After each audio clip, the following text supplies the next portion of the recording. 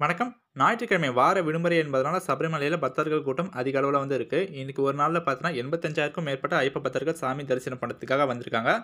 நீங்க இந்த மாரி கூட்டத்தில ஸ்டாப் ஆகாம இருக்க, நீங்க எந்த டைம்ல கிளம்புனா கரெக்ட்டா இருக்குன்றத பார்க்கலாம். நீங்க பம்பாலருந்து காலையில 6 மணி அல்லது 6 மணிக்கு முன்னாடி நீங்க பயணத்த ஆரம்பிச்சீங்கன்னா, மதியானம் 1 மணிக்கு நட சாத்துறதுக்கு முன்னாடி நீங்க தரிசனம் வந்து பண்ணிடலாம்.